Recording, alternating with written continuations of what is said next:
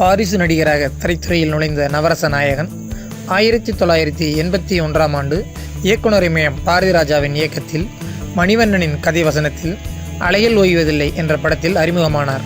இப்படத்தில்தான் நடிகை ராதாவும் அறிமுகமானார். இப்படம் அந்த ஆண்டிற்கான சிறந்த திரைப்படமாக தேர்வு செய்யப்பட்டு 9 விருதுகள் பெற்றது. அதில் சிறந்த அறிமுக நாயகன் விருது கார்த்திக்கு கிடைத்தது. படத்திற்கு படம் மாறுபட்ட நடிப்பால் தனக்கென ரசிகர் பட்டாளங்களை தன் நடிப்பின் மூலம் கவர்ந்திழுத்தார் கார்த்திக். தன்னால் எல்லா கதாபாத்திரங்களும் நடிக்க முடியும் என்பதை தனது நடிப்பின் மூலம் நிரூபித்து காட்டினார். 1983ஆம் ஆண்டு பகவதிபுரம் ரயில்வே கேட் என்ற படத்தில் ராஜலட்சுமியுடன் நடித்தார். இப்படத்தில் செவ்வரளி தோட்டத்தில் ஒன்ன நினைச்சேன் என்ற பாடல் ரசிகர்களை மெய்மறக்கச் செய்த பாடல். 1985ஆம் ஆண்டு ராதாவுடன் நல்லதம்பி என்ற படத்தில் நடித்தார். எம்ஜிஆர் சரோஜாதேவி, ஜிவாஜி பத்மினி, கமல் ஸ்ரீதேவி போல் கார்த்திக் ராதா ஜோடி ரசிகர்கள் மத்தியில் நல்ல வரவேற்பை பெற்றனர். கார்த்திக், ரேவதி, அம்பிகா, பானுப்பிரியா, குஷ்பு, சுஹாசினி, ரம்பா, நக்மா போன்ற நடிகைகளுடன் நடித்த படங்கள் அனைத்திலும் வெற்றி படமாக்கினர். பாரதிராஜா, ஆர்.வி. உதயகுமார், மணிரத்னம், விசு போன்ற முன்னணி இயக்குநர்கள் படங்களிலும் நடித்து பல வெற்றி படங்களை கொடுத்தவர். காதல் படங்கள் மட்டுமின்றி கவுண்டமணி, மணிவண்ணன் போன்றவர்களுடன் சேர்ந்து பல காமெடி படங்களில் நடித்து அதை வெற்றி படமாக்கினார். 1984ஆம் ஆண்டு எஸ்.பி. முத்துராமன் இயக்கத்தில் ரஜினியுடன் நல்லவனுக்கு நல்லவன் படத்தில் நடித்தார். இதில் எதிர்மறை கதாபாத்திரம். ரஜினியுடன் நடித்த முதல் படம் இதுவே. 1986ஆம் ஆண்டு மணிரத்னத்தின் மௌனராகம் படத்தில் நடித்தார். 25 நிமிட நடிப்பு என்றாலும் ரசிகர் மனதில் இடம் பிடித்த நடிப்பு. காதல் மன்னன் ஜெமினி கணேசன், காதல் இளவரசன் கமலஹாசன் இவர்களுக்கு அடுத்து பெண் ரசிகர்களை அதிகம் கொண்ட நடிகர் கார்த்திக் ஒருவரே. மௌனராகத்தை அடுத்து மீண்டும் மணிரத்னத்தின் இயக்கத்தில் அக்னிநட்சத்திரம் படத்தில் பிரபுவுடன் சேர்ந்து நடித்தார். இத்திரைப்படம் 200 நாட்கள் ஓடிய வெற்றி திரைப்படம். இத்திரைப்படம் தமிழக அரசின் 3 விருதுகள் பெற்றது. 1989ஆம் ஆண்டு பாசிலின் இயக்கத்தில் வருஷம் 16 படம் வெளியானது. இதில் குஷ்புவுடன் ஜோடி சேர்ந்தார். இளையராஜாவின் இசையில் கவிஞர் வாலியின் பாடல்களுடன் வெளியான இப்படம் மிகச்சிறந்த வெற்றி படம். பூ பூக்கும் மாசம், கங்கைக்கரை மன்னனடி, ஏ ஐயாச்சாமி போன்ற பாடல்கள் ரசிகர்களை கிறங்க வைத்த பாடல்கள். 1980களில் வெளியான கார்த்திக் படங்கள் பெரும்பாலும் வெற்றி படங்களே. கமல், ரஜினி, விஜயகாந்த் என முன்னணி நடிகர்களுக்கு இருந்த ரசிகர் பட்டாளங்கள் போல் இவரும் ரசிகர் பட்டாளங்களை தன்வசமாக்கினார்.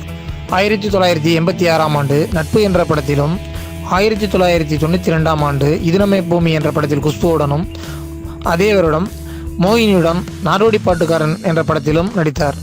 1990ஆம் ஆண்டு ஆர்.வி. உதயகுமார் இயக்கத்தில் கிழக்கு வாசல் திரைப்படத்தில் ரேவதி குஷ்புவுடன் நடித்தார். இது ஒரு நல்ல வெற்றி படமாக அமைந்தது. தாயம்மாவாக ரேவதியும் தெருக்கூத்து கலைஞராக கார்த்திக்கும் நடித்திருந்தார். இளையராஜாவின் இசையில் பாடல்கள் சூப்பர் ஹிட். வந்ததே குங்குமம் பாடலுக்கு பின்னணி பாடகி சித்ராவிற்கு விருது கிடைத்தது. சிறந்த நடிகர் நடிகைகளுக்கான விருதும் கிடைத்தது. 1992ஆம் ஆண்டு அமரன் படத்தில் நடித்தார். இப்படத்தில் பாடகராகவும் ஆனார். ஆதித்தின் இசையில் மெத்தல போட்ட ஷோக்கள பாடல் பாடி அசத்தியிருப்பார். 1988ஆம் ஆண்டு அம்பிகாவுடன் ஜோடி சேர்ந்து கன்சிமிட்டும் நேரம் திரைப்படத்தில் நடித்தார். அதன் பிறகு உரிமை கீதம், காளிச்சரண் போன்ற படங்களும் இன்றைய முதல்வர் ஸ்டாலின் அவர்களுடன் கலைஞரின் கதை வசனத்தில் ஒரே ரத்தம் திரைப்படத்திலும் நடித்தார். பொன்னுமணி, பாண்டிநாட்டு தங்கம், பூவரசன், உதவிக்கு வரலாமா, இதய தாமரை, கோபுர வாசலிலே போன்ற படங்களிலும் இயக்குனர் இமயம் அவர்களின் நாடோடி தென்றல் போன்ற வெற்றி படங்களிலும் நடித்தார்.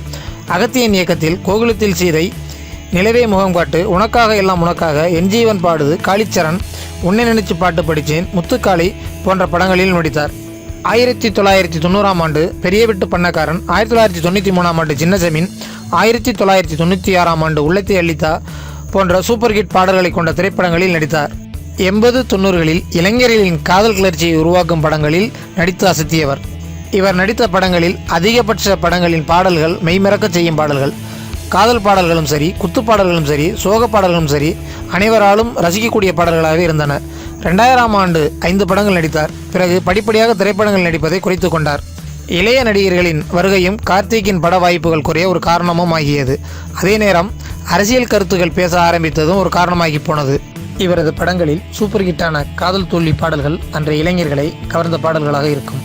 அந்த வகையில் பாடி பறந்த கிளி, ஆரடி சுவர்தான் ஆசையை தடுக்குமா, காதலுக்கு கண்கள் இல்லை மானே போன்ற பாடல்கள் ரசிகர்களை மயக்கிய பாடல்கள். நடிகர் கார்த்திக் தந்தை முத்துராமனின் பூர்வீகம் தஞ்சாவூர் மாவட்டம் ஒரத்தநாடு அருகே உள்ள ஒக்கநாடு மேலையூர் கிராமமாகும். இவரது தந்தை காலத்திலேயே சென்னை சென்றதால் இவருக்கும் இவர் தந்தையின் பூர்வீக கிராமத்திற்கும் தொடர்பு இல்லாமல் போனது. முத்துராமன் பெற்ற முத்து 1960ஆம் ஆண்டு செப்டம்பர் 13ஆம் தேதி பிறந்தவர். இவரது இயற்பெயர் முரளி கார்த்திக். இவர் சென்னை புதுக்கல்லூரியில் PA பட்டப்படிப்பு படித்தவர். இவர் வாரிசு நடிகராக இருந்தாலும் இவரது தனித்திறமையாலேயே 40 ஆண்டுகள் தமிழ் திரையுலகில் வலம் வந்தவர். இவரது திரைப்பயணம் தொடர்ந்து வெற்றி பெற வாழ்த்துவோம். இவரது மகன் கௌதம் கார்த்திக் 3வது தலைமுறை நடிகராக திரையுலகில் வலம் வந்து கொண்டிருக்கிறார்.